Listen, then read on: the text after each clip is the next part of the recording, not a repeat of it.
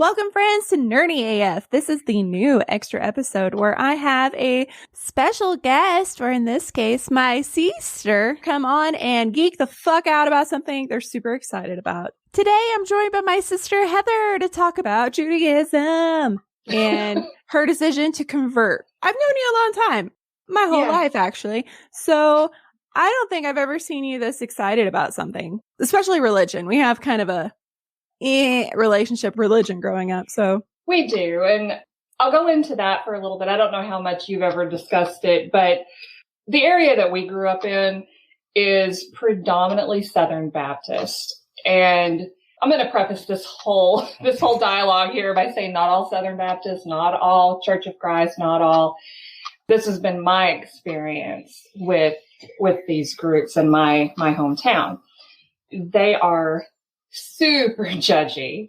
And our mom was raised Southern Baptist, and she left the church probably before I was born or when I was little. She never took me. You know, it was always one of those things like, if you want to go, I'll take you, but I'm not going. And because mom didn't like their views on the role of women in the family and in the world at large.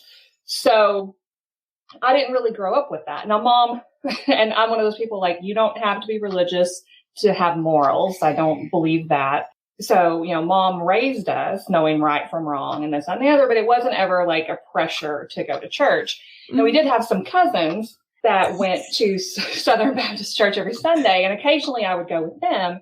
And when I would, I just had the worst experience in Sunday school because, I mean, I had my little, you know, your kid's first Bible, you know, and the stories or anything. But if I went to Sunday school and I didn't know the answers to questions, the other kids would make fun of me. Mm. And that was just not a fun thing to do. And so as I was growing up and everything, like I have some very strong opinions about racism and sexism and all the isms. You know, I've got very strong opinions about how the world should work. And the people that were trying to get me into their churches, well, they just weren't hitting any of those buttons. Kina, how old were you when Grandma and Grandpa joined that cult? I was pretty young, probably like 7. Okay, so yeah, I'm 8 years older than Kina. And so that hit about the time when I was just ready to just walk out.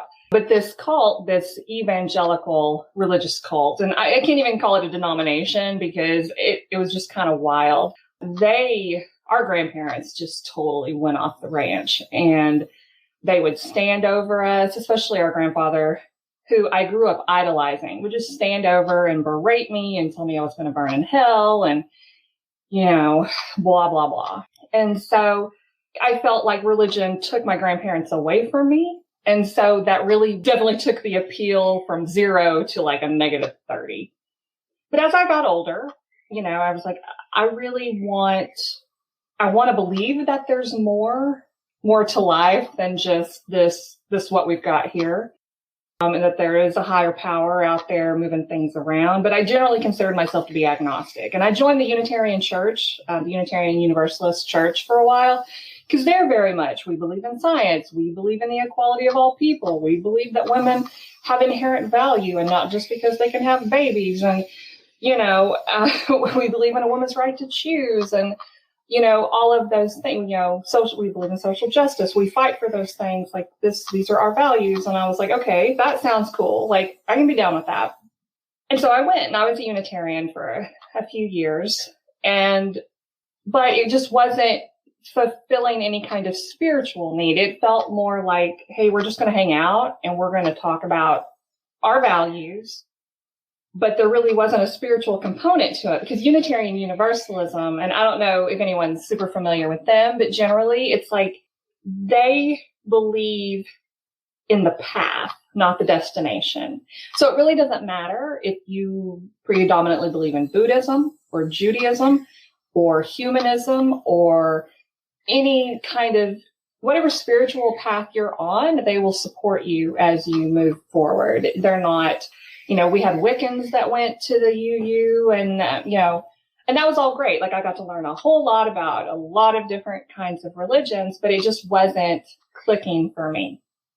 You know how you take those little tests online and be like, what religion are you closest to? And you just answer the questions and what, you know. And generally mine, when I would do that, it would be like, number 1, Reform Judaism. Number 2, Unitarian Universalist. And number 3 would be something else. And I'm like, oh yeah, Judaism, that's cool. But I didn't believe that Judaism was for me because of pop culture. When you see Jews portrayed on television, generally you think of the Orthodox Jews with the black hats and the curls and like, that. I'm like, well, I can't do that. I can't be kosher and I can't, do those things. And I really didn't look at it much further than that. And generally I grew up thinking you only convert to Judaism if you're going to marry a Jewish man or, so I just didn't think that was for me.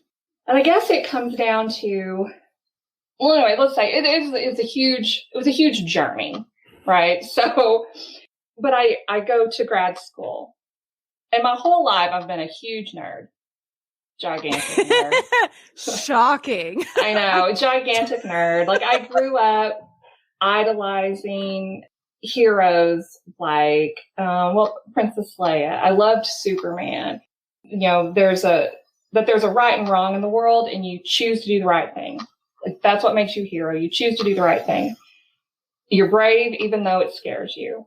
So, and those kinds of values. Like I don't understand people who don't get the inherent values portrayed in Star Wars. Yeah. Like I don't understand how people can walk away from that and think diversity is awful. Like yeah. I don't get it. Does not compute. Does not compute.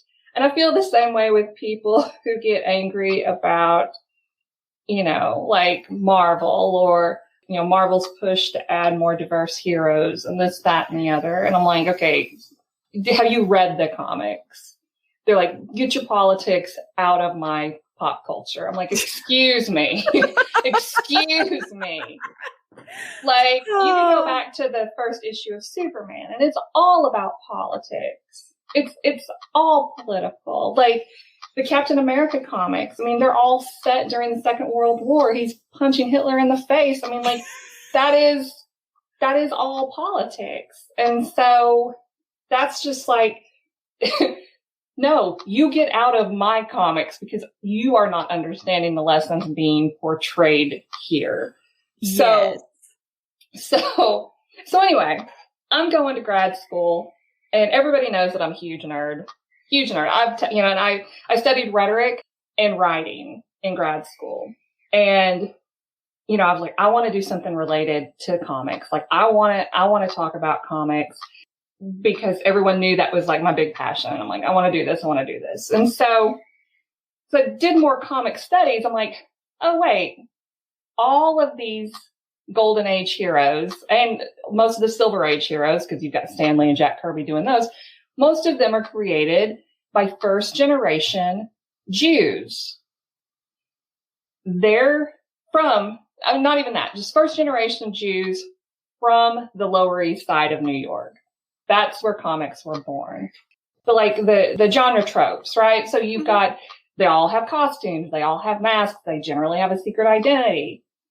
But they, almost all of them, have a selfless pro-social mission underlining all of that.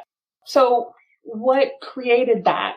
Where did that come from? Because in the 1930s, if you ask someone in New York City what great social values are, and then you ask someone, and God help them, Mississippi in the 1930s, you might get some very different answers on what equality means, what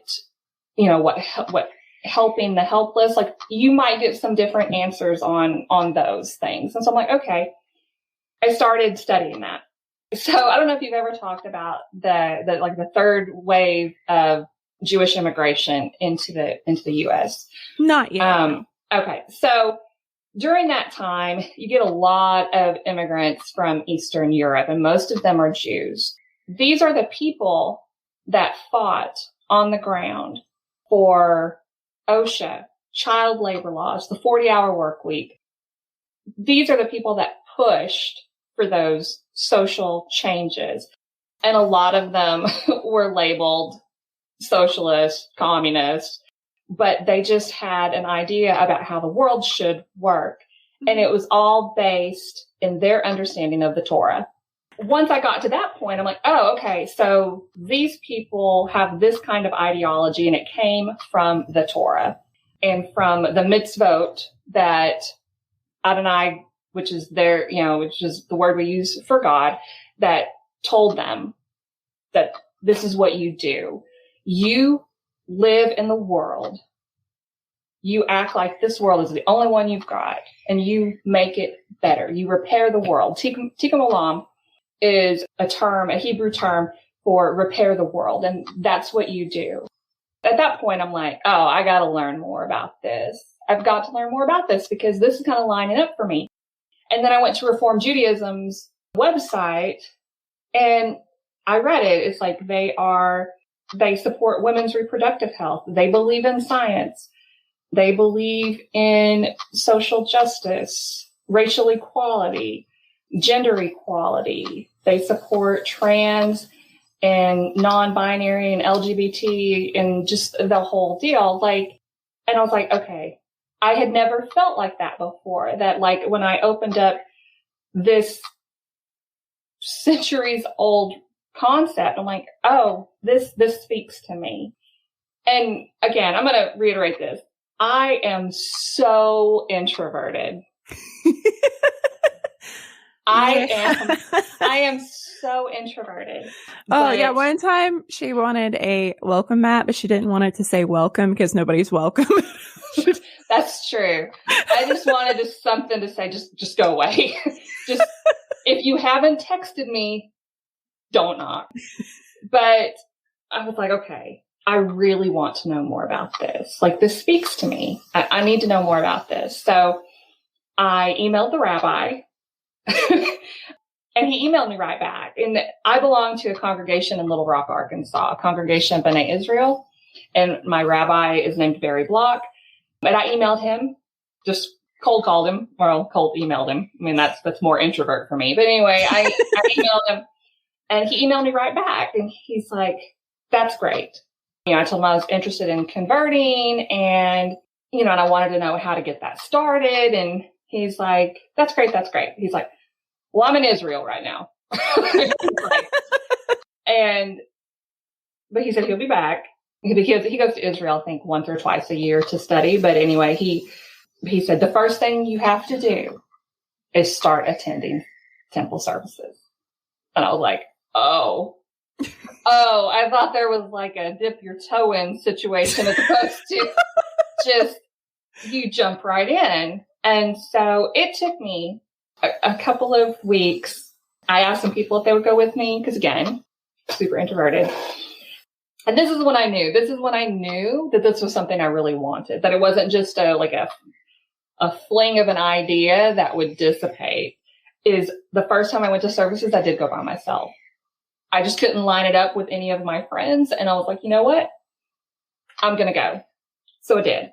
And it was amazing. I went, and the first woman I met, her name is Trudy.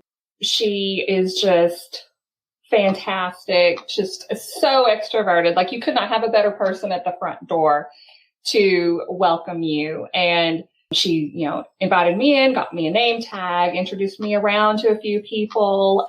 Our temple has what's called Oneg Shabbat, which is generally a little conversation, a little wine, a little challah before the services start. So, they kind of walked me around, and I didn't have any wine. I'm not a big wine drinker, which, walked around a bit. I got to meet the rabbi's dad. He had me sit next to him during the service, and it was just all very, very, very welcoming. And so I started doing that. So that's step one. I think and again, this is Reform Judaism. There are other movements. They're conservative. In this country, generally, there's Reform Judaism, I think, is the largest movement in this country. There's conservative Judaism, which the name's a little bit of a misnomer. They're not super conservative. They are a liberal branch of Judaism, but they're called conservative. It's a little bit of a mind blower for me when the rabbi explained that. And then you've got the Orthodox Jews that tend to they're the ones in the hats and the curls and, they're more, well, those are ultra Orthodox Jews. Let me back up. That's ultra Orthodox, but generally Orthodox Jews are, I don't want to say each group is observant in their own ways, and they each have their own rules about it. But the strictest rules are for the Orthodox and the super Orthodox. So that's step one. You start attending the services to get to know, because what I learned is that Judaism is not just a religion. It is a community. And so you have to become a part of that community. And so one of the other things you have to do to convert is you have to take a class. Some places call it Introduction to Judaism. Our temple calls it Judaism 101. But you take it, and what they do, like the first half of it describes Judaism as a religion. And then the second part of it is the history of the Jewish people. I found that to be novel. And I know Judaism's not the only one that do it. I know converting to Catholicism is a process. Mm-hmm. But I also know that for some Christian denominations, if you go to their tent revival, they will baptize you before the end of the night. So this was very much like, you have to know what it is you're getting into. What are you getting yourself into? They want you to know that. Plus, the class, like my class started in like August or September of 2019. And then you have to attend a year's worth of Jewish holidays. And there are a lot of them. Yeah. But like I said, I'm a huge introvert. Like, this was very uncomfortable for me, but I stuck it out. I knew that this was the place for me because Rosh Hashanah and Yom Kippur are the high holy days for the Jewish people.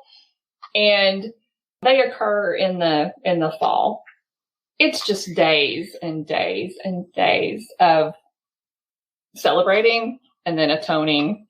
I mean, basically it's like you repent and then you atone. And Yom Kippur, if you don't recognize it, Yom Kippur is the day of fasting. So you fast from sundown to the next sundown. And that's your atonement. If you've seen Marvelous Mrs. Maisel, they show them doing that, and then the stampede of everybody to the food when it was over. And that's true to life. That's true to life.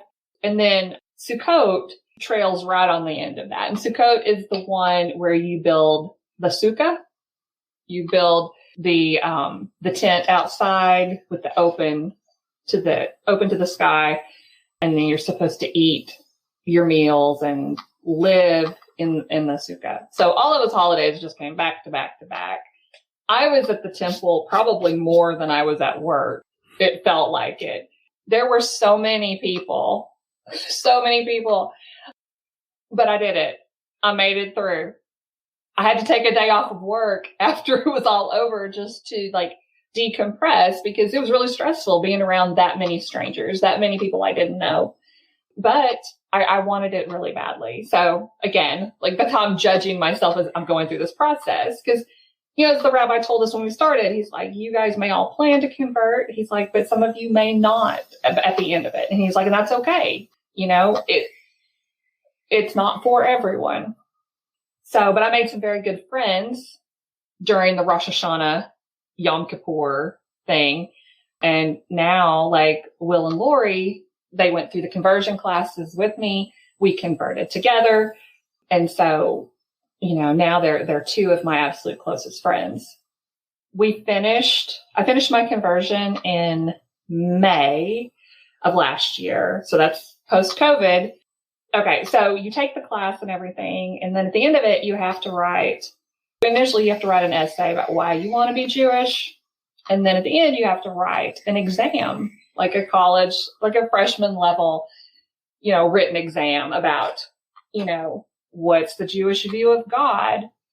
What Jewish holiday appeals to you the most and why? Like, what Jewish life cycle event did you find most moving? And, and things like that. So you had to answer those questions. And the rabbi, and there's a rabbinic council, which is called the Beit Din. They judge those, and then you have to meet with the Beit Din, and they ask you questions about, why you want to be a Jew and this, that, and the other. And then once you're through with the Beit Din, you're supposed to go to the mikveh. Now, the mikveh is a ritual bath. I think it's probably very similar to a baptism, but I've never done that. So I thought you had done the baptism. Oh. I had not done it. I've never been baptized in a Christian church. Oh, okay. Yeah, I did in high school. I was a little different. I didn't start going to church until all my friends in high school were. Yeah. See, I was never a joiner. Of course, none of my friends went to church either. So, just different generation. But so we were supposed to go to the mikveh, but there's only one mikveh in Little Rock, and it wasn't at our congregation. It was congregation Aguda Hakim, and they were closed too. So we decided we just needed fresh water. Like the congregation in Fayetteville, Arkansas goes to one of the lakes up there and, uses that as their mikveh. We just needed fresh running water. This was in May. Keep in mind that outside water is still cold. It's May. But we went and had our mikveh at Lake Hamilton in Hot Springs. My friend Lori owns a lake house down there, and we went and climbed down off her pier into the water. And, we said our little blessings. You had to dunk yourself 3 times, and each time you came up, you had to say a different Hebrew blessing. And then when you got up, you were Jewish. I have my little conversion certificate hanging on the wall over here. And then you get to pick your own Hebrew name, which is used in ceremonies. And that's why I've got a name in parentheses up here. Leah is my Hebrew name.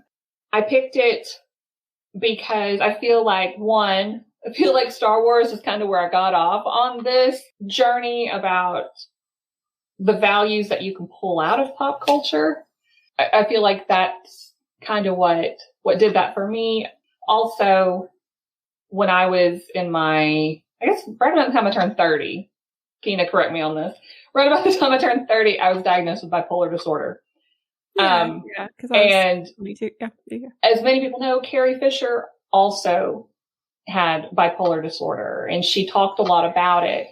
And her memoirs and the books that she wrote gave me a lot of hope that I could live a relatively normal life, And so I always joke about it. It's like, she saved, she launched my dreams when I was a little kid, because I was 6 months old when Star Wars came out. I've never known a world without it, right? So Star Wars, with Princess Leia. And then again, she saved my life as an adult when I was struggling with my bipolar diagnosis. Oh shit, you're making me emotional. Plus Carrie Fisher, her dad was Jewish. She wasn't raised Jewish, but she did have Jewish heritage. So that's how I picked my Hebrew name. But you get to pick your own. I also had to take Hebrew classes, beginning Hebrew. It's really hard. It's hard because I don't know if anyone's seen Hebrew script, but it's not Arabic letters, It's read right to left. Even like all of the prayer books at the temple, they open right to left. So it looks like you're holding the book upside down or you're holding the book backwards. Lots of the prayer books, like if you ever open a Reform prayer book, you've got like the top, the Hebrew would be like right here. Then over here is the transliteration. So the transliteration is English, but it's how the Hebrew letters sound. Oh, okay. And then across the bottom is the actual translation that tells you what you're saying in English. Oh, okay. Most of the temple services that I go to are generally about 50-50 English, Hebrew. And if you had services during the week, there's prayers and blessings and things that you're asking God to do and this, that, and the other. But during Shabbat services, you just leave the blessings in, but you leave the things out that you're asking God to do because it's his day of rest too. So you're not asking him to do anything on Shabbat. I mean, that's thoughtful. Yeah. Big guy needs a day off too. Yeah, big guy needs a day off too. So you don't ask him for things on Shabbat. You ask him for things on other days. Well, it was just Purim. Would you want to tell them about how fucking cool that holiday is? Okay, so Purim is a very festive holiday in the lead up to Passover because Passover is a more somber holiday. But Purim is the story of Queen Esther. or sometimes she's known as Hadassah. She married a king, and I can't remember his name. I'm sorry. But he didn't know she was Jewish. Meanwhile, his chief advisor, whose name's Haman, he has a plan to kill all the Jews. And so Esther makes a plan of her own to save the Jewish people through a party, what the rabbi called Two Drunk Fest, when he was telling the story the other night. So Esther gets the king on her side and then exposes the plot. And Haman is either put to death or banished. I can't remember right offhand. It was so loud during the Megillah reading, like I couldn't tell you. So anyway, but Purim is like a super festive holiday because, like many Jewish holidays, they kind of go out like they tried to kill us, it didn't work, let's eat.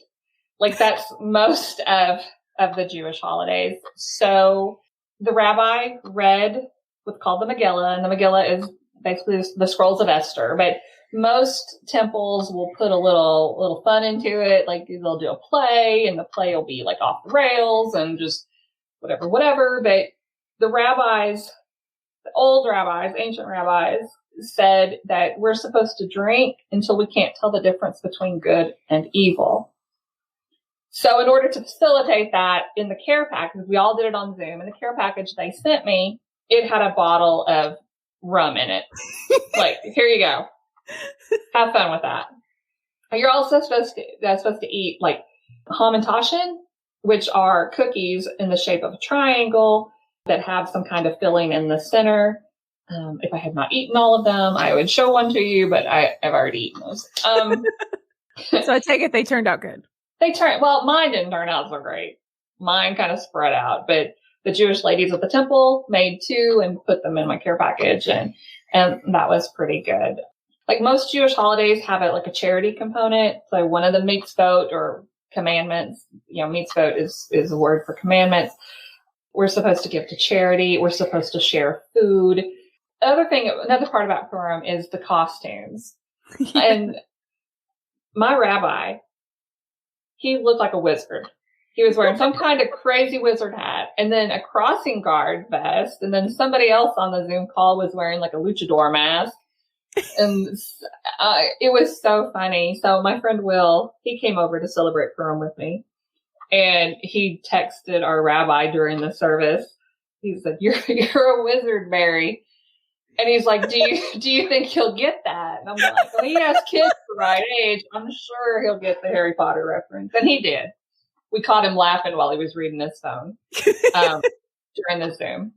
Oh, and then the lead musician was dressed up like a pirate. It was kind of great. Like, I don't ever want to come across as like an expert on Judaism, because obviously I am not. I'm still a baby Jew, and it's one of those, like, Judaism is always growing. It's always changing. There's always something new to learn. And one of the other things I really love about it is that it is dialectical, which dialectical means that it's debatable. The rabbis still debate the meaning of the Torah. We are instructed to study the Torah every year. So every year we read through the entire Torah. Each week we're given a Torah portion and we study it and we have classes. And the meaning can be debated. Like, none of the rabbis are just like, no, this is what it means. No, we're allowed to ask questions. And I kind of love that, because a lot of, my previous religious experience was, this is the word of God. This is it. This is, and Judaism's not like that. And our rabbi even told us starting out that Judaism is a religion created by rabbis. They don't claim for this to be the absolute word of God. They're like, this is a man-made religion. The rabbis made this. I kind of love that too. That it's open to interpretation, that it grows. It grows to meet the needs of the Jewish people. And that makes sense why it would really appeal to you. I mean, Mom did such a good job with us despite all the circumstances, but we were always taught to ask questions and to read and to look things up and want to learn. And we're both huge ass nerds, but we've always, both of us, been interested in history. Like, you did history for undergrad, and it's like we've always wanted to know more. I mean, there's so many takeaways for Judaism for me, but one of the bigger ones too is that Judaism is a religion of action, right? We have the mitzvot that we are supposed to do. We have a to-do list. God gave us a to-do list. And whereas Christianity in most iterations is a religion of belief. Like, you believe that Jesus, died for your sins, then you're saved. Mm-hmm. And that's all that's necessary. Well, for Jews, it's not like that. And for Jews, it's definitely like this life, this point that you're at, this lifetime is what's important, not the rewards that you may or may not receive. Mm-hmm. It's what you do here and now that's important. And I kind of love that too, because I don't know, I had a real issue growing up with the idea that, you could just all of a sudden, quote unquote, find Jesus. Like, have you found Jesus? And I'd be like, I don't think he's lost, but, but I'll say this, for people that devoutly believe in Christianity and live those values. I'm not talking about the people that don't live those values, but the people that live those values, I've got all the respect in the world for those people, because Judaism's not for everybody. Mm-hmm. I don't and Jews generally don't try to proselytize. It's not really something that they do. But part of that too, they were murdered for trying to convert people to Judaism for hundreds of years. Yeah. And so they tend to not proselytize. And for a long time, converts were not really celebrated. It was more like a hush-hush kind of thing. Like, we're not going to advertise this, but, especially Reform Judaism is really moving towards converts should be celebrated. People that choose to live a Jewish life should be celebrated just as we would celebrate anyone else. And I think that's great. So I'm not kosher. I've considered it. It's a very difficult road to hoe. So in the different groups of Judaism, like the Orthodox Jews, they are kosher. Like, they follow all of the mitzvot as best they can. Conservative Jews generally are kosher. I know if you convert through the conservative movement, I'm pretty sure they do a home inspection to make sure that your kitchen is kosher. Oh, wow. Because you have to have separate plates, separate pans. Basically, meat and dairy cannot touch.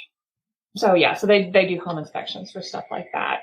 Reform Jews, and now it always irritates me when I meet Jewish groups on Facebook and they're like, Reform Jews aren't observant.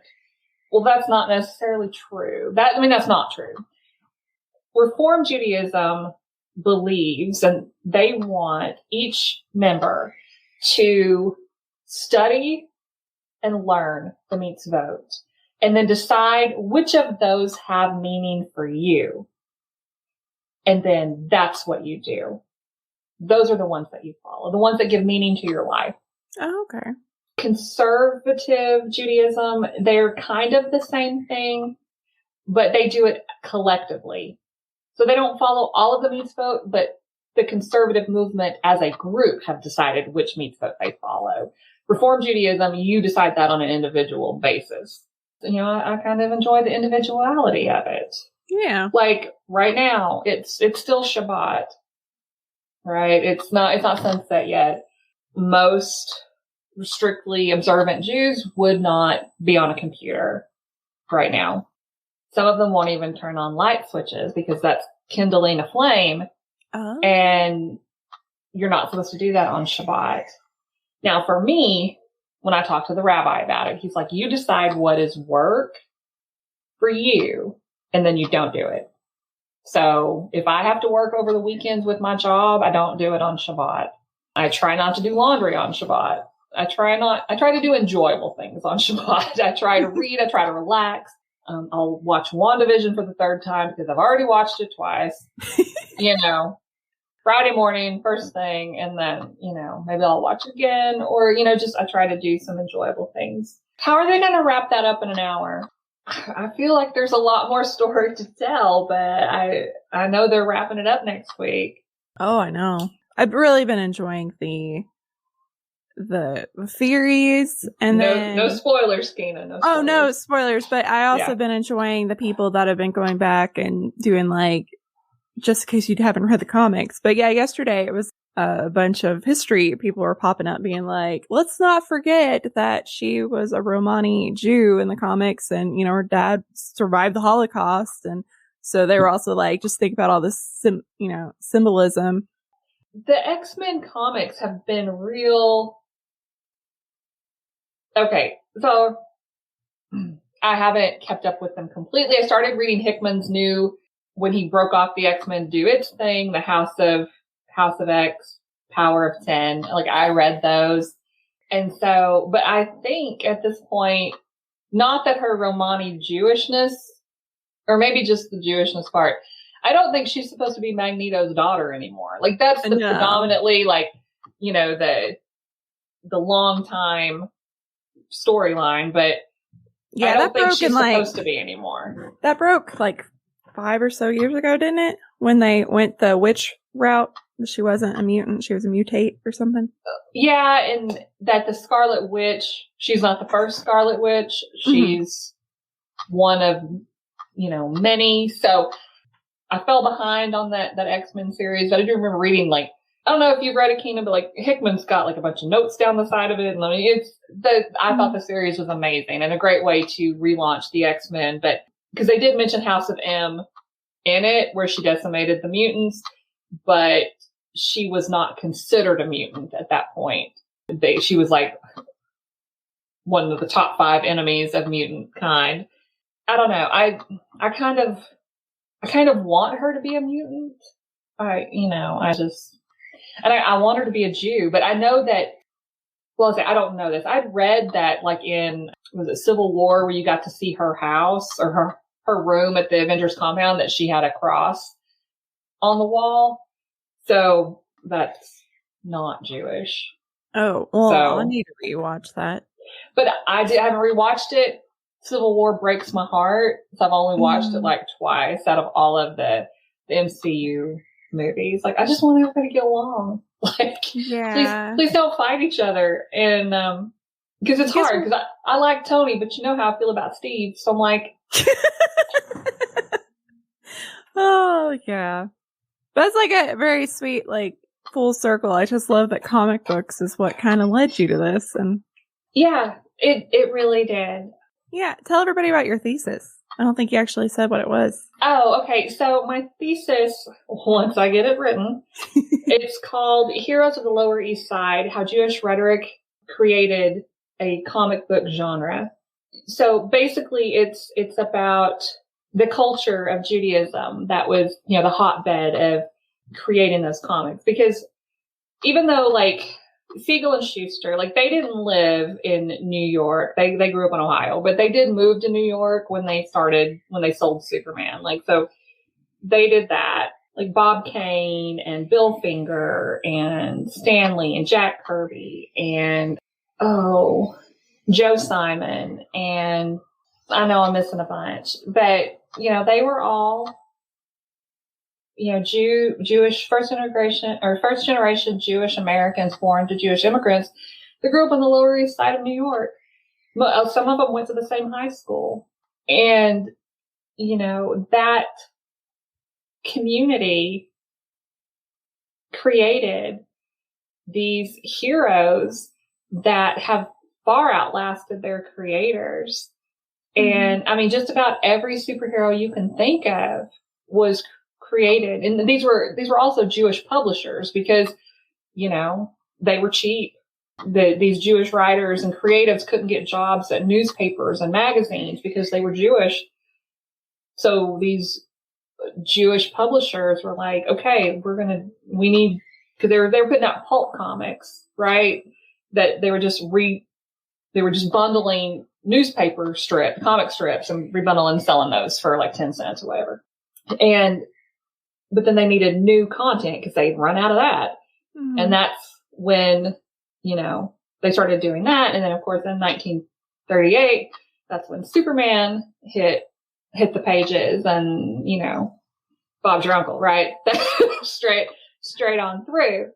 I mean, I think the only one that you could really say wasn't created by a Jewish person would be Wonder Woman.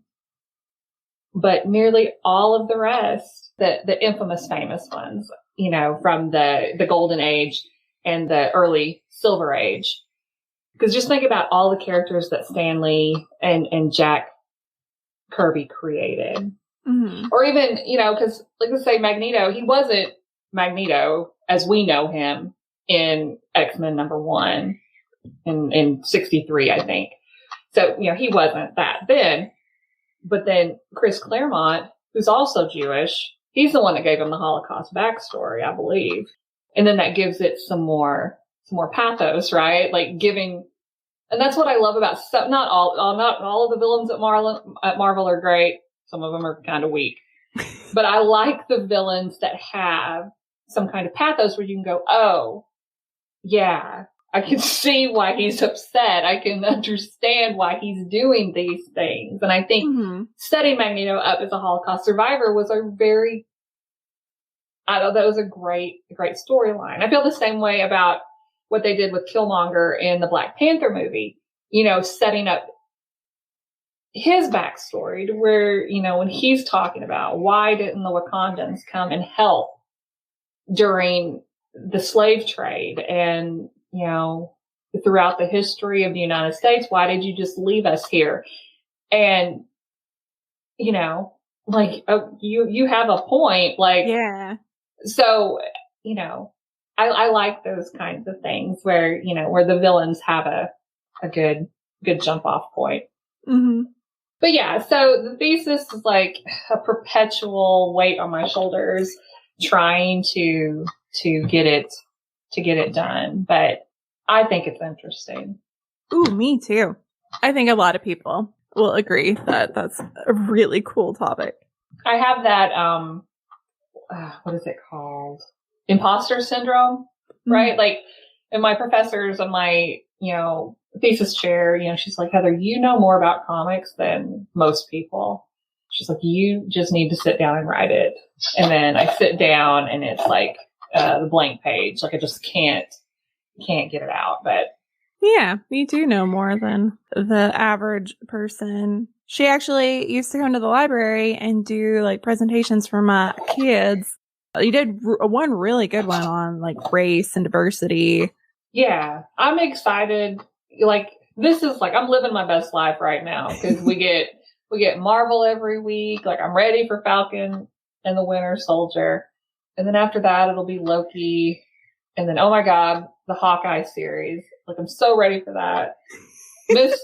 Miss Marvel. I'm excited as hell for that series. Oh, I love that comic. I love this Marvel comic so much. I am so excited. I'm hoping I'm not going to spoil like a, 10-year-old comic, but I hope they don't make her an Inhuman. I hope they just let her be a mutant because I don't want the Inhumans to make another attempt into the MCU because the attempt to put them on Marvel TV was so bad. Yeah, I never watched that because you were no. It was so bad. I didn't finish it. Mm-hmm. And generally I'll stick things out to the end, but it was so bad. If you don't know who Miss Marvel is, she's the first Pakistani American superhero, and she kind of accidentally turns into Captain Marvel because she can shapeshift and stuff. It's such a good comic. But it's like the comic, especially, in the beginnings, it really does delve into her Muslim culture, mm-hmm. which I think that was a very welcome look for a lot of people that don't know a whole lot about Muslim families in this country. Mm-hmm. And so I thought it was great. I was very excited. Yeah. Especially because when they started naming off all those series, and then they got to the end, I'm like, okay, that's all real great. But where's my Incredible Squirrel Girl or Unbeatable Squirrel Girl comic? Like, where comic series? Where's that? Well, I saw Anna Kendrick was like, give that role to me. I'm like, yeah, I'm just like, Squirrel Girl she's just the bee's knees. Yeah, like the first comic that she beats Thanos. She like tricks him. Like she's just too fun. She just outsmarts them all, but she's just so happy. And sometimes you need comics that are just happy. I know, she's just like, I'm cute and I'm chubby and I just want to go to college, leave me alone. Like, well, she's chubby because she shoves that squirrel tail down the back of her pants because she's talking about how, she's real shapely in there. I'm like, yeah, it's because you got a tail shoved in there. Yeah. It's a great comic. Highly recommend. It's very wholesome. Yeah. I kind of took us off the farm there. Sorry. That's okay. I derail all the time. Yeah, if anybody has any questions, please ask them. And, Kina, if you get a lot of questions after you put it up for regular, then, I can always come back and answer more because, again, like I didn't really have anything planned out. It was all off the top of my head. This is why you're the genius in the family. I might have been the outgoing one, but you're the smart one, so the trade-off. I don't know that that's true, but I remember Mom recently was telling me that when I finally got to high school, Mr. Hulse was like, oh, was she like a genius like her sister? And Mom was like, don't you dare put that on her. And I was like, damn it, Mom, that means you didn't think I was as smart as Heather.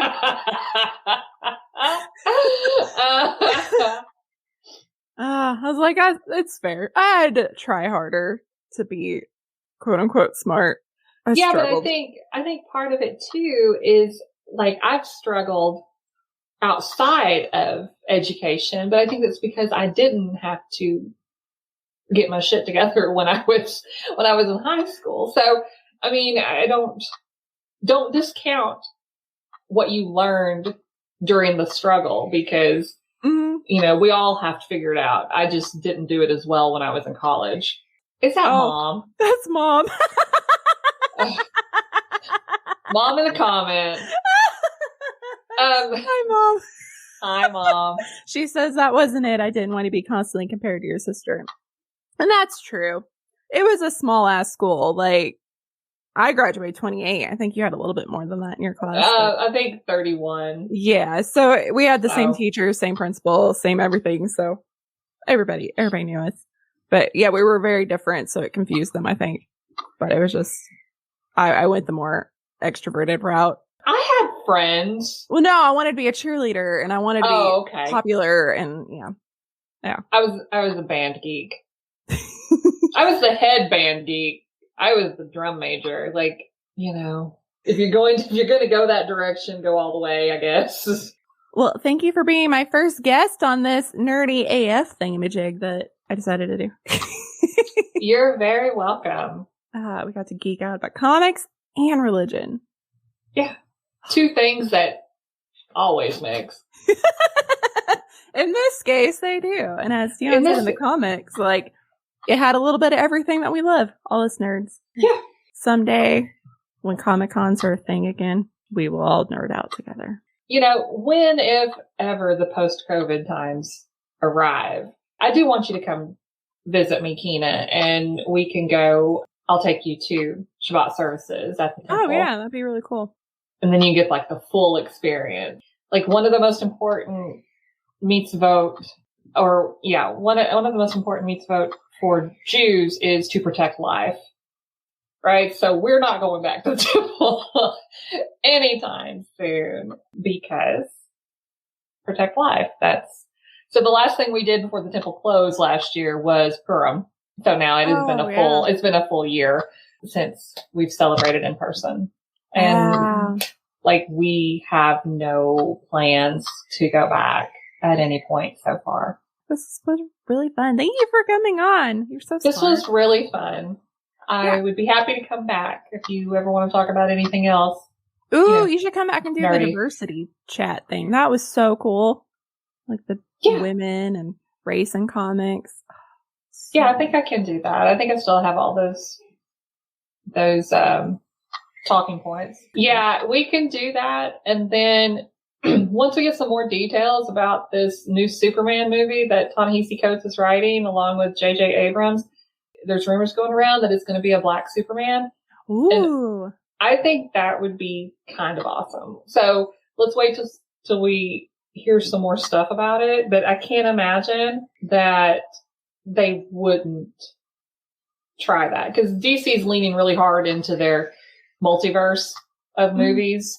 So I think that might be part of their multiverse. And well, I saw they just casted the new Supergirl as Latina. Yeah. So that's pretty cool. But that's still in like the main continuity of the DC movies. But I think whatever they do, I don't know, it's neither here nor there about whether or not Henry Cavill will get another shot at being Superman. And I'm with your person who just commented that doesn't want to see any more Superman or Batman movies. Like, I'm not quite to that point, but it better be interesting. Like, yeah. I'm not excited about the Justice League 4-hour movie. Like, I'm just not excited about it because I don't feel like, and I don't want to be like, let's bash Zack Snyder, because I don't want to do that. But I don't feel like he really understands Superman, and so that discolors the whole movie for me. And you know, people are like, you can't do Superman in today's world. It just doesn't work. It just doesn't work. I'm like, hey, but Marvel's doing Captain America, and that's the same character type. Mm-hmm. And they did it really well. Marvel did Captain America really well. So why can you not do Superman really well? DC just really struggles. Like, I thought they really nailed it with Wonder Woman, but 1984 just kind of like, I didn't care. It didn't do it for me either. And the new Batman I will watch the new Batman. Mm-hmm. Probably, you know, if we're back in theaters by then, I'll go the first weekend. If it's on HBO Max, I'll watch it the first day it drops. I will not do the same thing for Justice League. Oh, yeah, same. Desire. I will, I might watch it, but you know, the next day, Falcon and the Winter Soldier drops on Disney Plus. So, like, I'm busy. Yeah, DC is just not figured it out. Their cartoons, on the other hand, I feel like they're animated. Oh, the Harley Quinn cartoon is so good. Yeah, if anybody is a fan of superhero comics, or they loved Batman the Animated Series, and you don't mind just uncapped profanity and over the top cartoon violence, like the Harley Quinn series is.